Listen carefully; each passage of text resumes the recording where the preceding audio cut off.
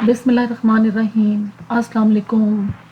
आज आपके साथ में घर में सादा रोटी बनाने की रेसिपी शेयर करने जा रही हूँ और ये रोटी तकरीबन हर घर में बनती है और डेली बन के तैयार होती है।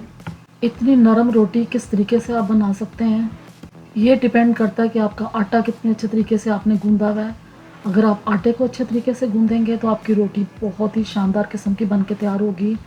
तो स्टेप बाय स्टेप आपने वीडियो को फॉलो करना है। आटा गूंदने का तरीका भी आपको बताऊंगी और जब हम रोटी को बनाएंगे तो किस तरीके से रोटी हमारी नरम बनेगी और फूली फूली रोटी जो है वो बन के तैयार होगी।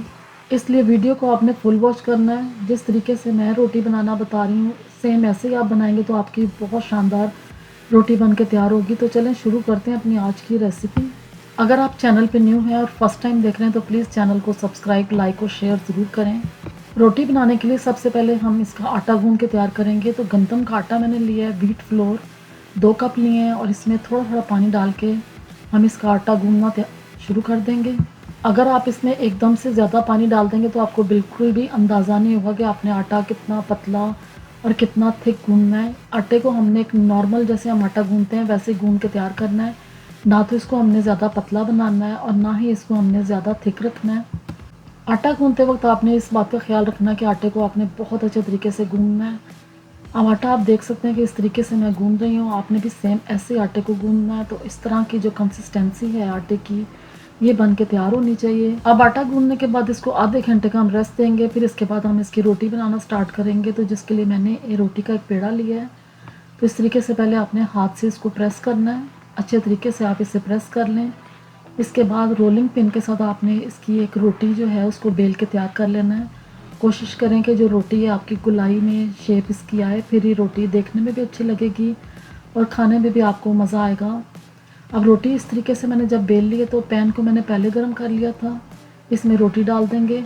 जब रोटी पूरे तरीके से एक साइड से पक जाएगी तो इसकी साइड को हम चेंज करेंगे और दूसरी साइड से रोटी को हमने पकने देना है। तो इस तरीके से आपने हाथ से भी इसको हिलाते जाना है और फिर आप किसी चम्मच के साथ भी इसको आप रोटी को हिलाएंगे तो रोटी सब तरफ से पकनी शुरू हो जाएगी।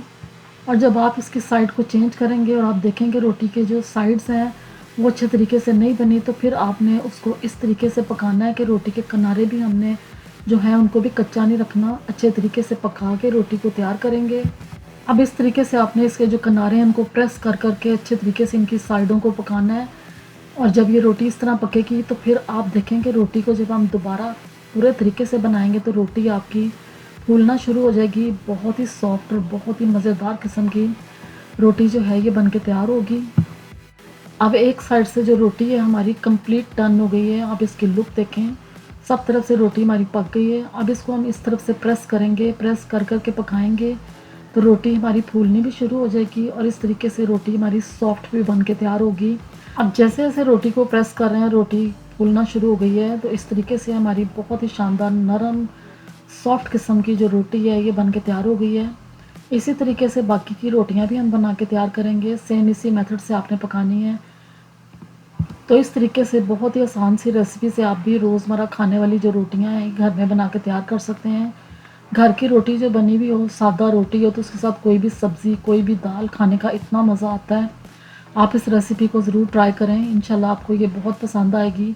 तो इसी तरह की आप भी नरम और सॉफ्ट किस्म की जो रोटियां हैं वो बना के तैयार करेंगे।